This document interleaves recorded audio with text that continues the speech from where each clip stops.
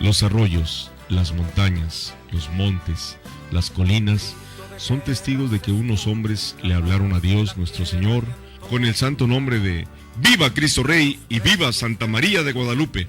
Conoce cómo surgió la cristiada y la vida de los cristeros durante el movimiento de lucha por defender los derechos de amar a Dios. La sangre de los mártires es semilla. Hoy nosotros debemos sentirnos orgullosos por todas aquellas personas que ofrendaron su vida, su amor por la iglesia que hoy tenemos. Por ello, te invito a que reflexiones este episodio de nuestra historia que como mexicano, como católico, todos debemos saber y conocer. Bienvenidos, porque la sangre de los mártires es semilla. Comenzamos. El grito de guerra que enciende la tierra. ¡Viva Cristo Rey!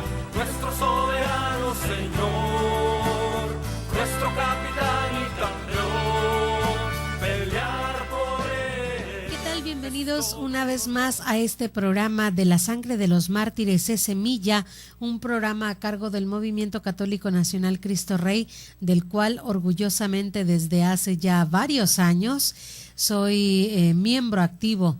Mi nombre es Lulu Calzada, parte del equipo de Koinonia Radio, pero hoy también me presento como muy orgullosamente miembro activo del Movimiento Católico Nacional Cristo Rey. Este programa, si ustedes lo han escuchado, sabrán que hacemos recuerdo, memoria y honor también a los hombres valientes que defendieron la fe cristiana en aquellos años de 1926 a 1929 en una persecución religiosa que tuvo lugar aquí en México, en nuestra patria, a cargo de la cabeza en aquel tiempo del gobierno, Plutarco Elías Calles.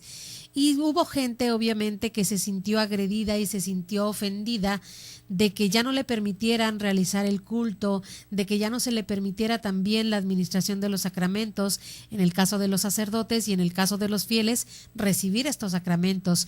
Llegaron a cerrar templos, llegaron a usar los templos como caballerizas, los altares como pequeños palenques de peleas para gallos. Imagínense ustedes, evidentemente hubo hombres que no permitieron estos atropellos por parte del gobierno de aquel tiempo y evidentemente se lanzaron a la lucha para evitar todos estos atropellos de los cuales estaban siendo víctimas.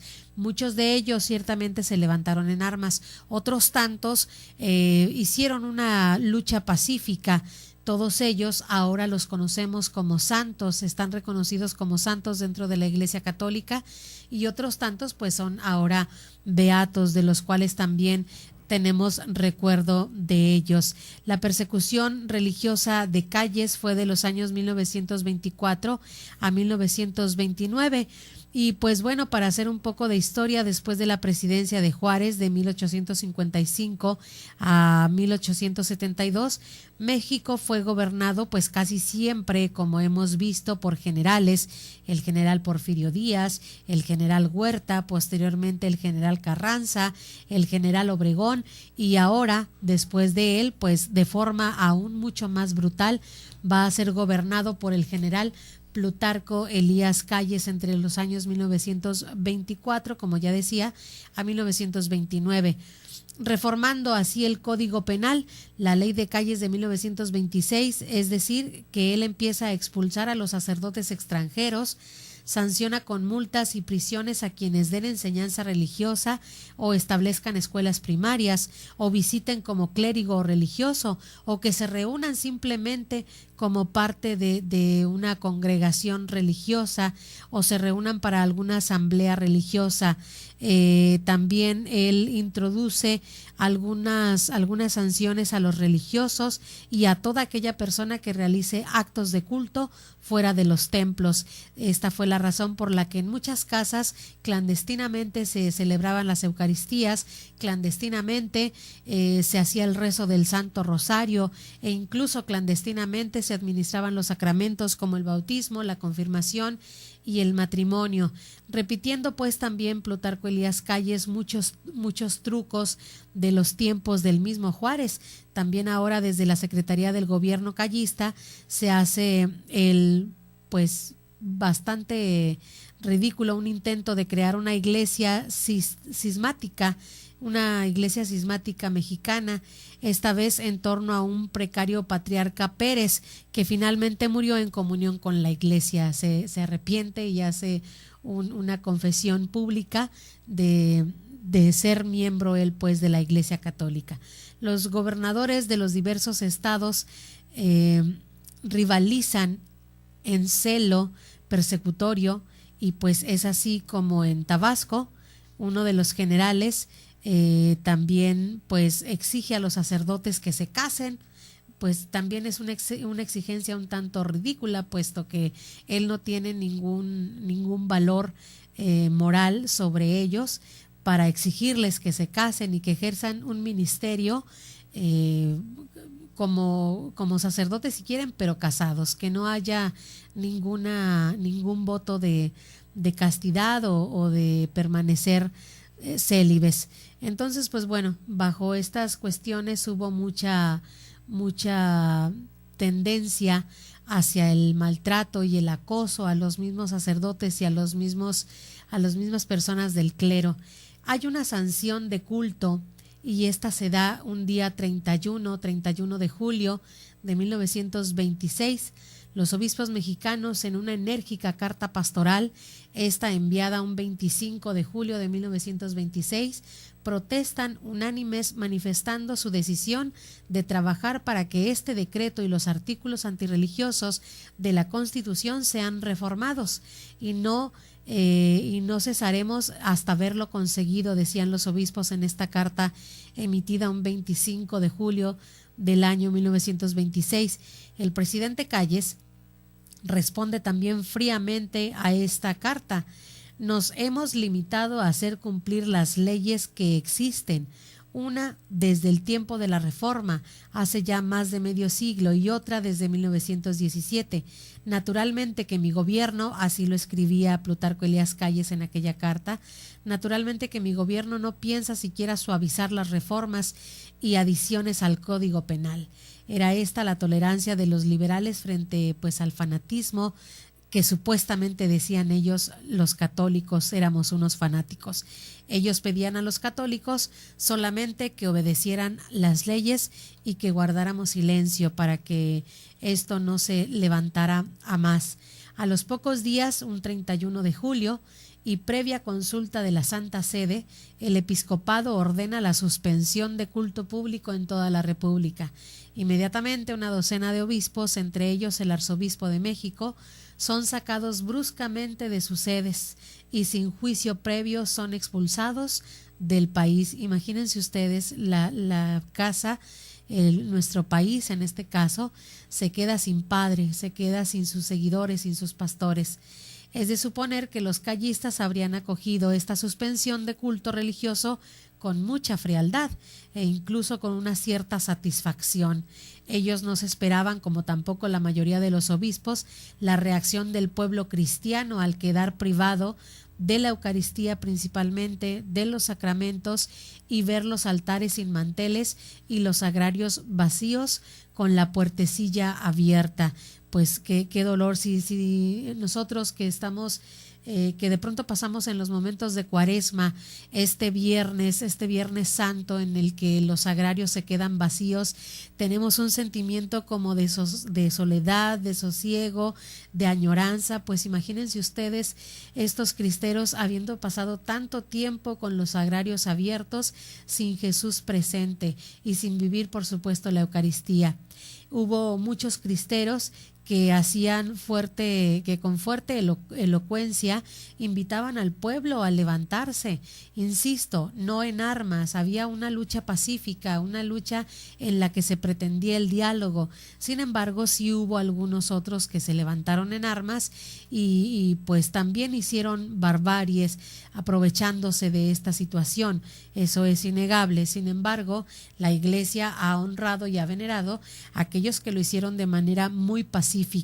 Se cuentan una gran lista de cristeros que ahora están en los altares. 20 de ellos los eleva a los altares Juan Pablo II, ahora también santo, y otros 25 están en el proceso, son beatos, y estos solamente los conocidos, porque muy seguramente habrá muchísimos más que hicieron grandes cosas y fueron de verdad también importantes para la historia de nuestro país, religiosamente hablando, pero no les reconocemos o quedaron en el anonimato.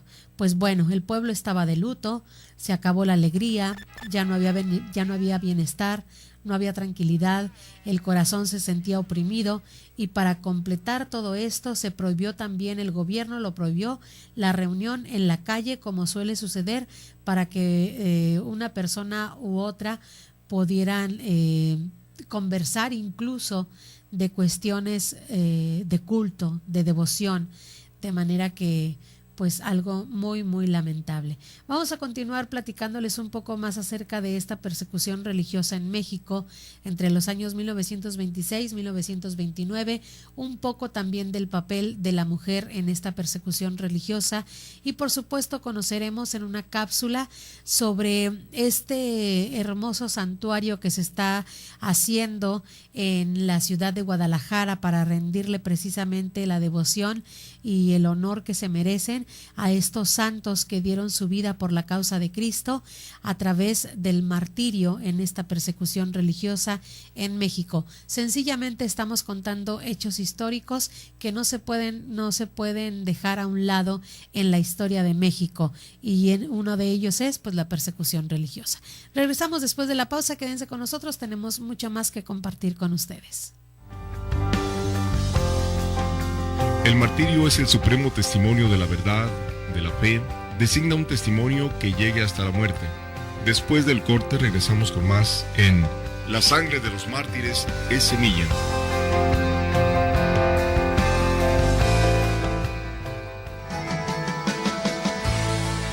Cena de gala en apoyo a Koinonia Radio. Sábado 21 de marzo a las 8 de la noche, en Casa Koinonia, a 2 minutos de la parroquia Nuestra Señora de la Encarnación. La cena incluye una copa de vino. Habrá cuidado de carros. Costo por persona, 250 pesos. Cupo limitado. Aparta tu lugar. Boletos a la venta en Librerías Paulinas, de Zona Río, Artículos Religiosos Juan Pablo II, frente a Catedral, en Koinonia Radio y la oficina parroquial de Nuestra Señora de la Encarnación. También te los llevamos a domicilio.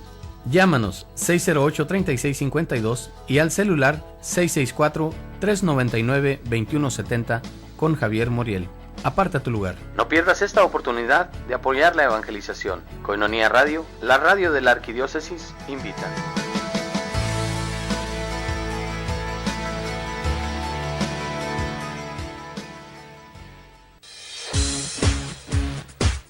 Miel silvestre, 100% natural, 100% virgen. Desde el comienzo del tiempo el hombre ha estado fascinado por la abeja, que puede producir sustancias que han sido usadas para propósitos médicos y alimenticios. La miel más pura es la natural, a la que no se le quita el polen ni la jalea real que contiene, pues como regla los gérmenes no crecen en la miel pura. Miel silvestre, 100% natural. De venta en Koinonia Radio. Pide informes al 608-3652. Para uso gastronómico, terapéutico, energético, cicatrizante, resfríos, tos, dolores intensos de garganta, etc. Miel silvestre, 100% natural, 100% virgen. Pídela y comprueba sus beneficios.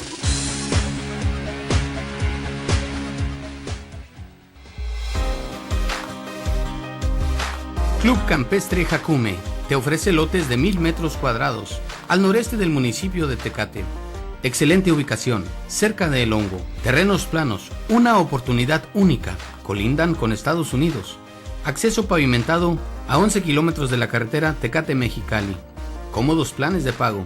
En pago al contado, recibe una bonificación. ¿Te interesa? Te llevamos a verlos. Anímate. Para la familia, un estupendo lugar de descanso. Menciona que lo escuchaste en Koinonia Radio. Informes al teléfono 664-155-8918 con Juan Melendres. Club Campestre Jacume.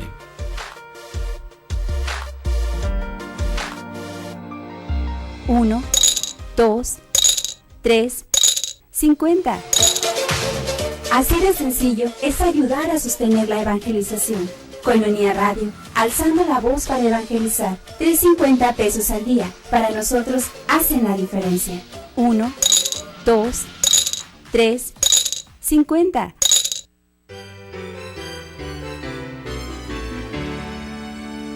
Primavera de la Fe y la Familia. La parroquia Nuestra Señora de la Encarnación te invita a celebrar sus fiestas patronales este próximo sábado 21 de marzo a partir de las 9 de la mañana. Habrá kermés, música, quema de castillo y espectáculo cultural. Tu comunidad parroquial te espera. Puedes renacer en tu vida espiritual.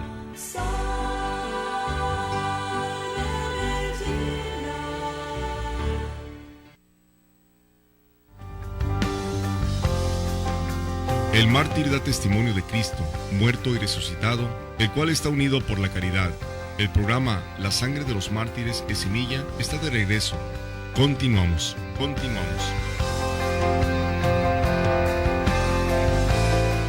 Ya estamos de regreso en este programa La Sangre de los Mártires es Semilla, y ahora quiero presentar a ustedes un pequeño testimonio sobre mujeres valientes que también tuvo la persecución religiosa en aquellos tiempos de 1926-1929. Estos 3 años se les llama el corazón de la cristiada, pero fueron años antes que inició esta fuerte persecución y años después que todavía continuó, que dejó muchas secuelas por varios años. Algunas acciones de las mujeres vistas como provocación por los soldados las llevaron a colgarse en sus distintos lugares escapularios distintivos al cuello en señal de valentía. Otras llevaban comida a los sacerdotes en algunas capillas improvisadas en las casas y que durante la noche pues ejercían el ministerio sacerdotal. También comenta doña Conchita, este es un pequeño testimonio recordando sus años de militancia cristera. Ella dice: yo era una muchachita de escasos 15 años y me mandaban al cuartel Colorado. Llegaba sin decir media palabra con un morralito lleno de monedas de oro. En la entrada jamás me detuvieron. Iba directamente a las escaleras donde encontraba a una galleta, así se le decían a las mujeres de los federales, que se arrimaban, y también me daba otro linchazo, dice ella, un trapo amarrado por las 4 puntas. Recibía el envoltorio y le daba el mío y salía sin decir una sola palabra. ¿Sería la Virgen que me llevaba de su mano?, se pregunta ella, porque nadie, y esa es la palabra que decía ella, nadie me preguntaba nada. Iba hasta 2 o 3 veces por semana por un paquete. Así me eché casi 3 años, llevando municiones a los cristeros. Yo llegué a hacer aquellos chalecos que se cruzaban en el pecho como carrilleras para poner balas. Los chalecos que se usaban bajo la ropa eran muy incómodos porque por el peso había que estar muy tiesa y aparentar ligereza en los movimientos. Había verdadero amor a Dios. Estábamos dispuestos a morir. Yo no tenía miedo. Esto es lo que decía doña Conchita, recordando pues sus años de milicia cristera. Y bueno, ni qué decir de las mujeres como Crescenciana, también como María González, quienes no implorando la persecución tan salvaje, no importándoles, la persecución tan salvaje, pues ellas también se iban como una cacería de brujas, decían ellas. Tenían el valor de ostentar sobre su pecho una cinta azul y la dulce imagen de María Inmaculada. No les importaba. Ellas decían, bueno, pues yo soy cristera, yo voy a defender mi fe. No les importaba ponerse sobre su pecho esta imagen de la Inmaculada o portar distintivos de religiosos como el escapulario, medallas, rosarios, etcétera. Y bueno, ellas decían, como si la Madre del Cielo se avergonzara de mí. Pues claro que no, yo por lo tanto tampoco no me avergonzaré de ella. Y bueno, las mujeres que fueron también encarceladas, que se encontraban en prisión con el objeto de sacarles alguna verdad para darla a conocer también a los jefes mayores y dirigentes, también mostraron su temple de acero y una férrea voluntad al grado de preferir morir antes que proporcionar alguna información al enemigo, en este caso pues el gobierno ateo, que en ese tiempo evidentemente estaba siendo el verdugo de estos hombres. Vamos ahora a conocer una pequeña cápsula sobre la persecución religiosa y este honroso grito de Viva Cristo Rey. Adelante.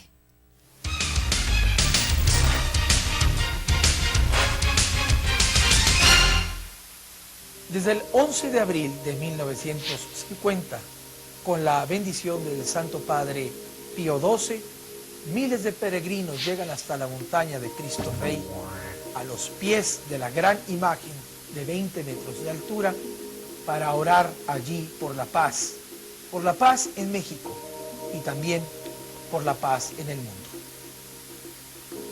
Muchos mártires mexicanos vieron en esta montaña su inspiración, vieron en Cristo Rey del universo aquel que ofreció su corazón por la salvación de los hombres. Y muchos santos mexicanos, entre ellos la primera santa mujer mexicana, María de Jesús Sacramentado, de quien veremos ahora su biografía. En una pequeña población de Jalisco, en México, nació el 8 de septiembre de 1868 María Natividad Venegas Nieves de la Torre, quien luego de llevar una vida religiosa ejemplar, se convertiría en la primera santa mexicana elevada a los altares. María Natividad nació en el seno de una familia católica, donde recibió el testimonio de una fervorosa vida cristiana, lo que le permitió ir cultivando cada día más y más la semilla de Dios que llevaba en su corazón. A muy temprana edad sufrió la muerte de su madre, luego la de su hermano, y después de un tiempo, su padre recibe una oferta de trabajo en Tepic, lo que hizo que él decidiera enviarla junto con su hermana a Jalisco, para que vivieran bajo el cuidado de sus tíos. Desde su juventud, Nati, como la llamaban de cariño, fue experimentando el llamado de Dios en su vida, y luego de una juventud vivida en un ambiente religioso y trabajador, decide en 1898, a la edad de 30 años, ingresar a la Congregación de las Hijas de María, pero luego de 7 años, en 1905, recibe los ejercicios espirituales de San Ignacio en Guadalajara, donde conoce a las Hijas del Corazón de Jesús.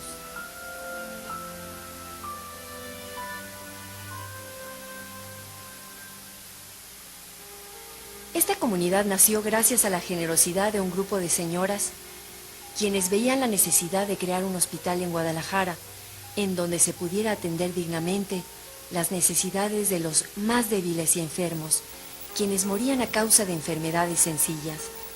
María Natividad encontraría en ese hospital y en esta naciente congregación el lugar que Dios le tenía designado para desplegarse en el servicio y en la caridad. Fue una mujer sencilla, humilde, dedicada al servicio de los enfermos y de sus hermanas en la congregación. Ella reflejaba en su rostro una gran paz interior, fruto de la presencia de Dios en su vida, llegando así a ser un gran testimonio de vida santa para todos los que la rodeaban. Al poco tiempo, se convirtió en la superiora de la naciente comunidad y se dedicó a escribir las constituciones de la futura congregación, preocupándose ella misma en ser el primer testimonio del cumplimiento de las mismas.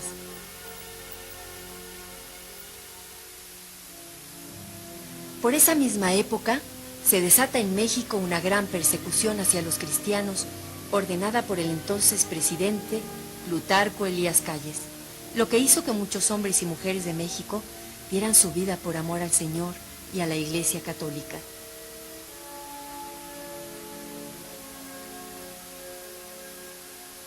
Con mucha prudencia, la madre Nati siguió con el servicio a los enfermos y con la elaboración de las constituciones, y por gracia de Dios, el 24 de julio de 1939, reciben la aprobación diocesana.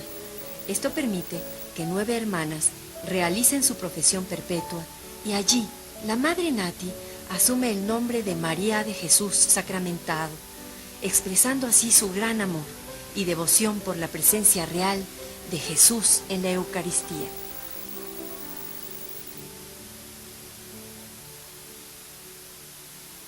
En el año de 1959 se agravó su salud. El 25 de julio de ese año, luego de 4 días de agonía, se recuperó y pudo recibir con fervor los santos sacramentos, y a la mañana siguiente, el 30 de julio de 1959, a la edad de 91 años, es convocada a la casa del Padre. Ella fue un ejemplo para muchos, y su fama de santidad abrió la causa para su beatificación, la cual le fue otorgada por el Papa Juan Pablo II el 22 de noviembre de 1992.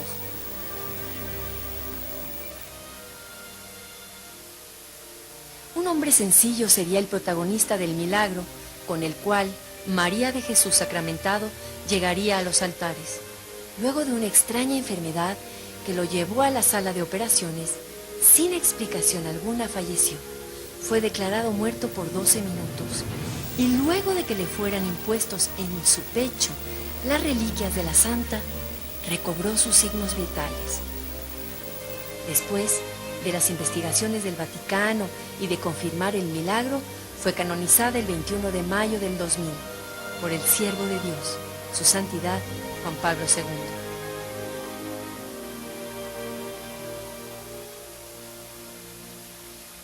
María de Jesús sacramentado, la primera santa mexicana, se santificó por hacer cosas sencillas, pero llenas de amor y de caridad. Ella es ejemplo de intenso amor al Señor Jesús en la Eucaristía, de fervorosa intención a la Santísima Virgen María, de entrega y de servicio a los más necesitados. Ella es un modelo de santidad para todos nosotros, porque supo hacer de su vida una entrega permanente a Dios, para el bien de todos y sus hermanos.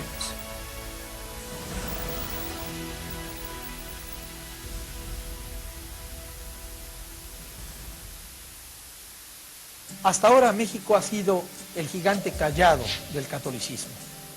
Esta serie de televisión tiene el único objetivo de llevar a todos los rincones del planeta la voz de México, la voz de un país que quiere fecundar la historia de la salvación desde su práctica católica. Desde las manifestaciones de la piedad popular, las visitas a los santuarios, las peregrinaciones, los hechos de la piedad pública, pero también desde los hombres y las mujeres que han dado su vida por Cristo, Rey del Universo, y por Santa María en su advocación de Guadalupe. Muchas gracias a todos ustedes por el honor de su atención y hasta la próxima.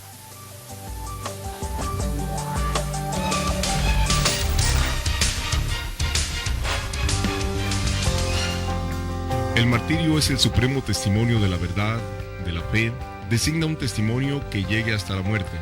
Después del corte regresamos con más en La sangre de los mártires es semilla.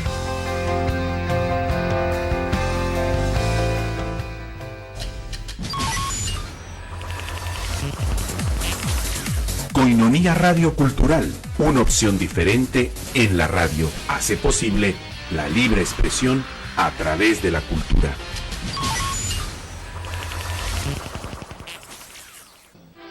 Hoy 24 de febrero, Día de la Bandera de México, es probable que recordemos que de pequeños asistíamos a los honores que se hacían en nuestra escuela cada lunes.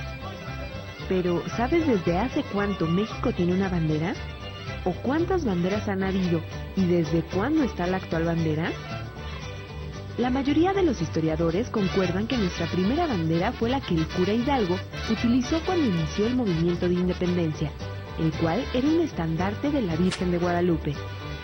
En 1813, las fuerzas insurgentes diseñaron otra que consistía en una bandera de seda blanca con cenefa de cuadros azules y blancos. En el centro había un águila que posaba en un nopal, la cual tenía una corona imperial. En 1821, cuando se proclama el Plan de Iguala, se hace oficial la primer bandera, generada por Vicente Guerrero y Agustín de Iturbide. Y desde ahí se adoptaron como colores de este símbolo patrio el verde representando la independencia, el blanco por la pureza de la religión y el rojo por la unión de América con Europa. En 1823, cuando cae el imperio liderado por Agustín de Iturbide, el Congreso Constituyente estableció lo siguiente: En la bandera mexicana, el águila debía estar de perfil y posada en un nopal, devorando una serpiente y sin la corona imperial. Esto para apegarse a la tradición indígena de los aztecas al fundar Tenochtitlán. Después, Porfirio Díaz, como presidente, ordenó que el águila se colocara de frente y con las alas extendidas, pero en la presidencia de Venustiano Carranza, este ordenó que el águila se colocara de nueva cuenta de perfil izquierdo para mantenerlo descrito por nuestros antepasados. Además incluyó un lazo tricolor simbolizando la unidad patriótica que unía a las ramas de encino y de laurel, símbolos de la República, siendo esta bandera la que ha quedado hasta la actualidad. Desde 1937, todos los 24 de febrero se conmemora el Día de la Bandera Mexicana, y desde 1821 tenemos el mismo diseño, aunque la bandera actual fue oficialmente adoptada en 1968, cuando México fue sede de los Juegos Olímpicos. En total, son 4 los modelos que han existido de nuestro lábaro patrio. Como sabemos, nuestra bandera es un rectángulo dividido en 3 franjas verticales con medidas iguales. La franja que está pegada al asta es siempre la del verde olivo, en medio el blanco y finalmente el rojo. El presidente Benito Juárez dio un nuevo significado a los colores, de tal manera que el verde era la esperanza, el blanco la unidad y el rojo la sangre de los héroes. El diseño es muy similar al de la bandera italiana, solo que a la mexicana la distingue que en su franja blanca está el escudo nacional y que tanto el tono verde como el rojo son más oscuros. Así que ahora ya conoces cuáles han sido las modificaciones y la historia de este importante lábaro patrio que nos une y además es motivo de orgullo para todos los mexicanos.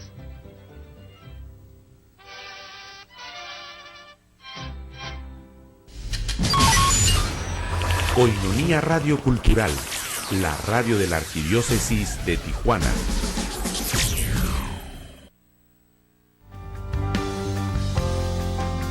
El mártir da testimonio de Cristo, muerto y resucitado, el cual está unido por la caridad. El programa La Sangre de los Mártires de Semilla está de regreso. Continuamos.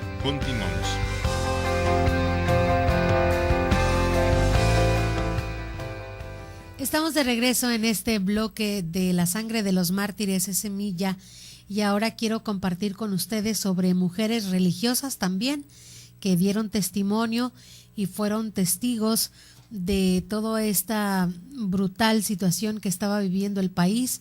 Un 27 de octubre de 1927 llegó la soldadesca a Ejutla, allá en Jalisco, donde una de las primeras casas que invadieron fue el convento de las religiosas adoratrices, cuya superiora, la Madre María de los Remedios, estaba gravemente enferma. Entre tanto, 2 religiosas intentaron salvar el copón del Divinísimo Señor sacramentado, llevándolo consigo fuera de la población hasta llegar a la última casa cuando ya estaba oscureciendo. Unos soldados, de repente, unos retenes, las toman, una tropa de refuerzo que se encontraba allí, las toman y las trajeron para registrarlas. Cuando descubrieron los vasos sagrados, el cáliz y el copón que llevaban aquellas mujeres fugitivas que eran religiosas, se los arrebataron con furia y con brutalidad. La religiosa que traía el copón depositó en su chal las hostias consagradas y lo entregó vacío. Robo sacrílego, dijeron sus compañeras. Están haciendo un robo sacrílego, decían ellas. Su compañera se arrodilló y dijo temblando: es Dios quien os ha de juzgar. ¡Viva Cristo Rey! Aquellos malvados, al oír a la humilde religiosa que con su ferviente grito de ¡Viva Cristo Rey! Hacía profesión de su fidelidad a Cristo, se pusieron como energúmenos, las golpearon en la cara con las culatas y pues bueno, estas mujeres cómo podían defenderse si primeramente eran inocentes, además tenían una fuerza menor que ellos y también pensando en que eran vírgenes consagradas a Dios, tuvieron la osadía estos hombres de abusar brutalmente de ellas. Entre tanto, otros de los soldados pusieron una soga al cuello de una de las religiosas, la que traía envuelta en su chal y en su pecho protegía las hostias consagradas, y con un puñal la amenazaron para que la soltara. No obstante los esfuerzos de las pobres monjitas para consumir las sagradas formas, muchas cayeron al suelo en los movimientos de la lucha tan desigual. El sacrílego y la horrible profanación estaban consumados. A las religiosas las corrieron y salieron despavoridas, mientras los soldados callistas desprestigiaron y deshonraron a estas mujeres. Y bueno, aquí también, una vez que terminaron de maltratar a las religiosas, se empezaron a disputar los vasos sagrados, como lo habrían hecho con las vestiduras también de nuestro Señor Jesucristo cuando iba a ser crucificado. Y pues bueno, también se robaron estos cáliz de oro los soldados. Y pues bueno, muchos conventos y muchos claustros fueron saqueados por los soldados. Se registran episodios de violaciones, de abusos contra religiosas, así como golpes y muertes. En realidad el problema no eran las religiosas o monjas, sino Cristo. El enemigo era Cristo, no ellas. Por eso, cuando se oponían a la entrada a los soldados, generalmente las monjas lo hacían, pues estaban indefensas y ellas lo único que querían defender no era su propia vida, sino al Santísimo Sacramento. Motivo por el cual, pues varias de ellas fueron lesionadas y fueron asesinadas. Les invito ahora a conocer uno de los avances de este santuario que se está haciendo allá en Guadalajara en honor a estos mártires cristeros. Esta es una de las primeras imágenes que veíamos nosotros, incluso un poco la maqueta de lo que se pretende que sea este santuario de los mártires cristeros. Esta es una nota del Pulso de la Fe con Roberto O'Farrill. Vamos a ver juntos esta cápsula.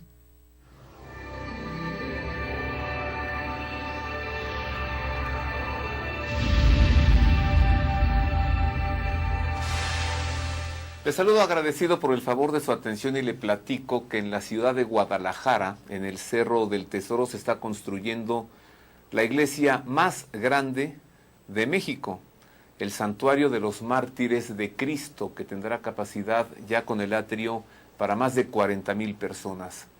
Nosotros viajamos a la ciudad de Guadalajara, nos subimos a un helicóptero para grabar con las cámaras de televisión y mostrarle a usted el avance maravilloso de esta obra, el avance vertiginoso, pero también para que conozca usted las dimensiones, el tamaño del Santuario de los Mártires de Cristo.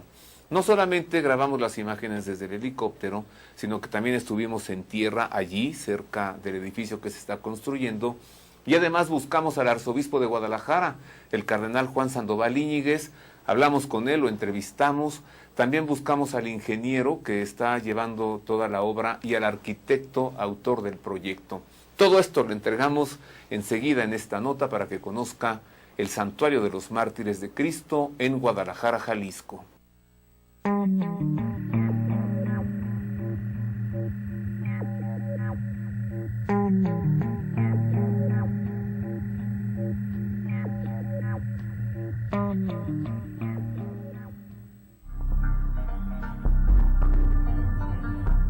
Papa Juan Pablo II, que en Tercio Milenio Adveniente, en el número 37, dijo, está escrito allí, el siglo XX volvió a ser siglo de mártires.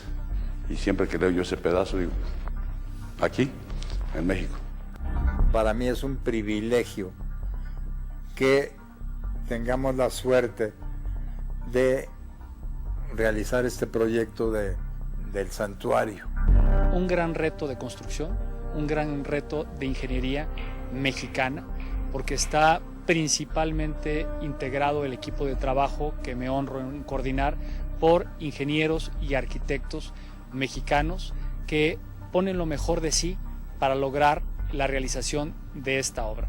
Una obra que, insisto, nada más por sus características estructurales y de ingeniería es ya digna de mención. Y además será una obra que contenga los últimos adelantos tecnológicos de nuestros tiempos. Por lo tanto, esperamos que sea un punto de referencia de nuestra fe y precisamente de nuestra labor profesional.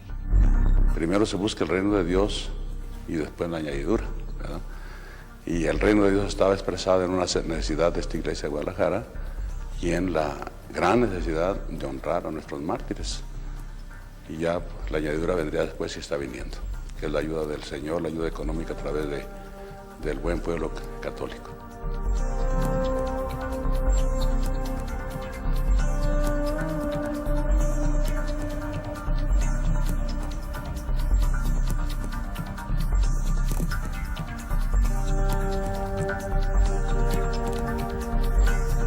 Hoy estamos viendo una construcción de nuestros tiempos que pretende reflejar precisamente los valores de los que aquí habitamos, en Guadalajara, en México, a esta comunidad cristiana. Es una obra de gran envergadura, estamos hablando de cerca de 200,000 metros cuadrados de construcción, donde tenemos nada más en la asamblea principal una capacidad para 12,000 personas sentadas, donde tenemos casi una hectárea, casi 10,000 metros techados sin ninguna columna en medio.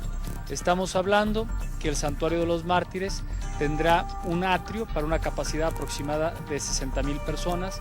Contaremos estacionamientos para cerca de 2,000 automóviles, para más de 100 autobuses. Tenemos en el Santuario de los Mártires una parroquia para 1,500 personas. Contaremos también con un auditorio para 1,500 personas, así como salones de conferencias para todos los congresos que requiera la Arquidiócesis de Guadalajara. Además tendremos aquí en el santuario un museo para los mártires, tenemos convento y uno de los temas que va a ser lo prioritario, todas las instalaciones que albergarán las instituciones de caridad. Recordemos que aquí estará la sede de Cáritas, tendremos aquí un hospital para gente de escasos recursos, tendremos una escuela para enfermeras, contaremos también con bodegas para el Banco Diocesano de Alimentos y bueno, la idea es contar con una infraestructura de primera calidad para dar un servicio de primera calidad, ¿no? Por eso se dice, bueno, que es una obra a la medida de nuestra fe. Va a encontrar desde luego un lugar grandioso, esperamos que muy bello y digno. Eso es lo primero que van a ver. Luego van a encontrarse con una grande asamblea que tiene la misma fe y por supuesto van a encontrar allí la motivación y el conocimiento de los mártires. Habrá sin duda ninguna una pastoral de santuarios muy cuidada, una pastoral de santuarios que ya está muy bien delineada por el episcopado mexicano. Lo que tiene el santuario y el fin fue delimitar un espacio, porque el espacio no se puede crear, se delimita y puedes meterle diferentes elementos para crear una energía positiva y un ambiente que sea espiritual y que al humano, a nosotros, nos dé recogimiento. Entonces, eso fue una de las bases que nos inspiró al diseño, al proyecto arquitectónico, crear ese ambiente. Es una obra que viene a darnos un poco de lo que quizás la rutina y la urbanización desenfrenada nos ha ido quitando. Espacios de recogimiento, espacios de crecimiento, espacios de valores, espacios familiares, espacios de fe. El Santuario de los Mártires será un referente a nivel mundial.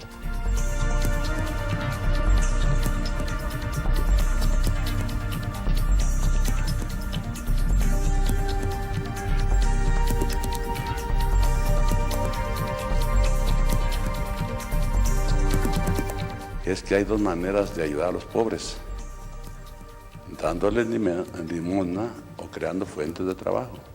Entonces muchas familias con esta obra del santuario han estado viviendo de allí con un salario honrado que hace que el pan llegue a su mesa de una manera digna, porque pensar que a los pobres se les tiene que dar solamente limosna, pues es, pienso yo, ignorar las capacidades humanas y envilecer a la gente, ¿no? Y una obra de estas o cualquiera semejante abre fuentes de trabajo para muchas familias. Hemos contado, tenemos yo creo que aproximadamente de cerca de 400 familias que están aquí trabajando. Es muy fácil aportar mucho o poco. Los que aportan unas cantidades notables pueden pedir recibo deducible y entonces el donativo va en cheque, en efectivo, va a la Fundación Fe y Solidaridad AC y de ahí se les da un recibo deducible. Los que quieran aportar a la cuenta del banco sin más, hay una cuenta en Bancomer que es 045 con 7 ceros.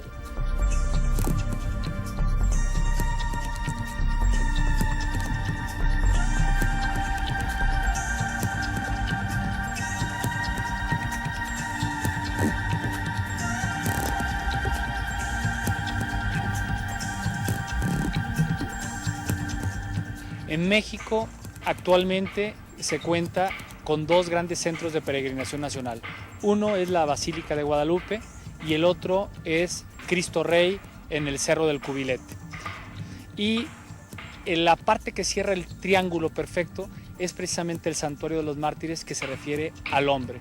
El hombre relacionado con Cristo Rey y la Virgen de Guadalupe, que precisamente hace referencia a quienes rendimos cultos aquí, los santos mártires que murieron por Cristo Rey y la Virgen de Guadalupe. Diríamos de ese Santuario de los Mártires que tiene 2 finalidades. Una, albergar a las muchedumbres católicas y a los peregrinos que vengan.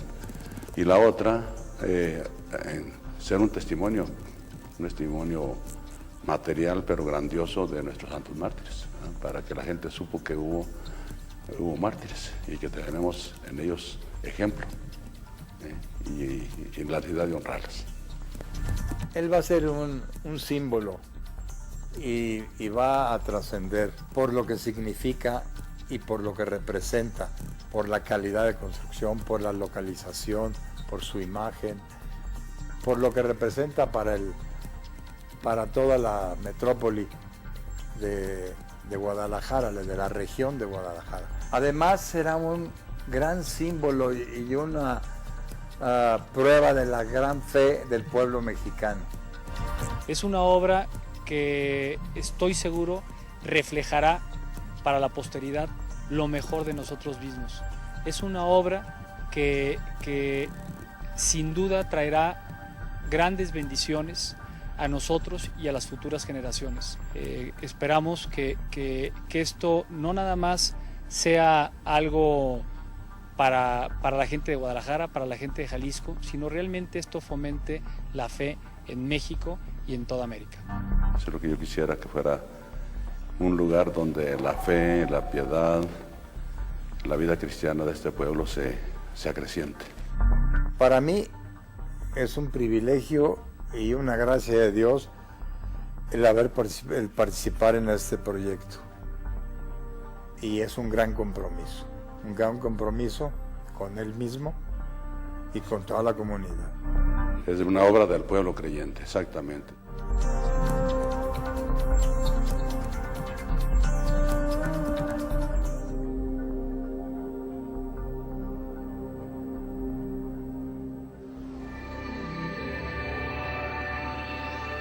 Pues ahí escuchamos un poco acerca de los avances y la idea de iniciar este santuario en honor a los mártires de Cristo Rey. En siguientes emisiones también Koinonia Radio tuvimos la oportunidad de entrevistar al cardenal Juan Sandoval Íñiguez y también nos hace referencia acerca de este santuario, pero también dice, bueno, es probable que yo no logre ver el término de este santuario, sin embargo, lo he encomendado a Dios para que llegue a buen fin. También nos habla de que él se presentó ante Juan Pablo II, hoy San Juan Pablo II, para pedirle la canonización y también la beatificación de estos mártires de Cristo Rey.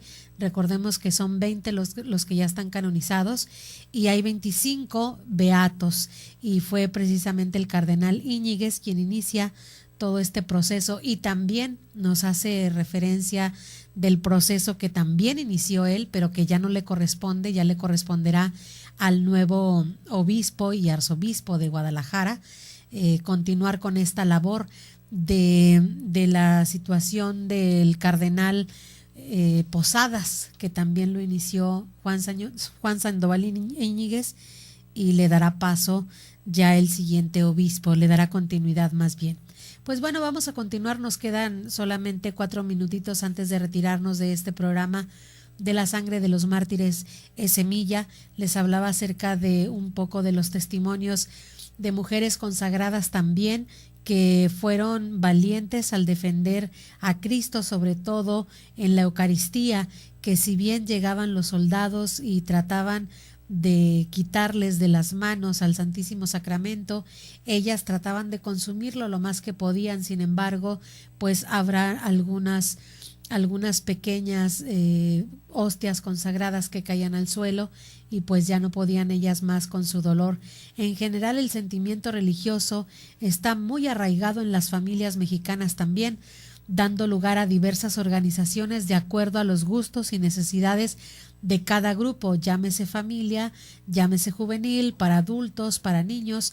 No obstante, la participación más sobresaliente pues era la de las mujeres. ¿Qué asociaciones estaban en aquel tiempo de la persecución religiosa?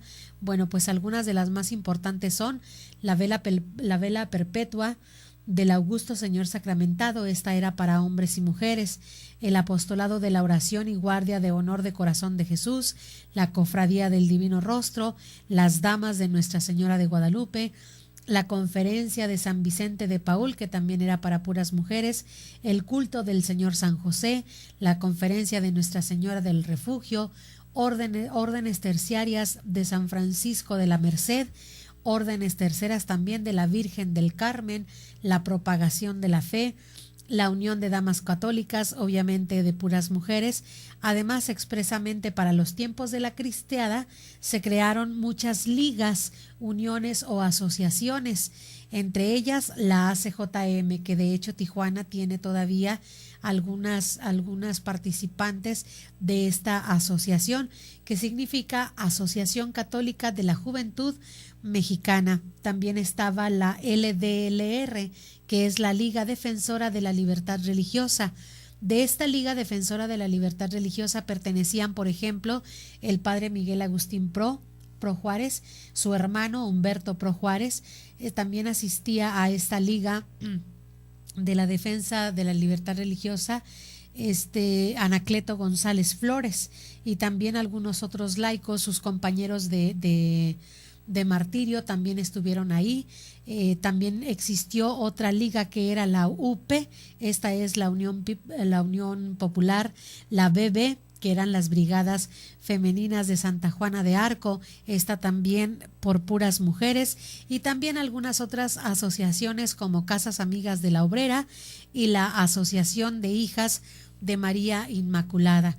Como ustedes verán, pues había mucha participación por parte de los católicos, y todas estas asociaciones de las cuales he nombrado eran asociaciones pacíficas. Ellos no se levantaron en armas, ellos no se fueron a la lucha cuerpo a cuerpo, más bien trataban de hacer algunos boicot contra el gobierno, pero de manera muy pacífica, o bien buscaban el diálogo para poder estar pues mucho mejor y por supuesto ser ejemplo de que la paz pues habría de reinar en ese país, y ellos eran los primeros generadores de esa paz. Yo me despido, ya es tiempo de terminar con este programa. Yo soy Lulu Calzada, parte del equipo de Koinonia Radio. Agradezco en los controles técnicos a Josué Cázares, quien nos ha asistido en toda esta hora, y a todos ustedes pues que tengan un excelente día, que Dios les bendiga, y que viva Cristo Rey y viva Santa María de Guadalupe. Dios les bendiga. Gracias por habernos acompañado este día en tu programa. La sangre de los mártires es semilla. Te esperamos en la siguiente emisión aquí en Koinonia Radio, levantando la voz para evangelizar. Dios les bendiga. Sí, yo muero por Cristo, que no muere jamás. ¡Viva Cristo Rey! El grito de guerra guerra que enciende la tierra.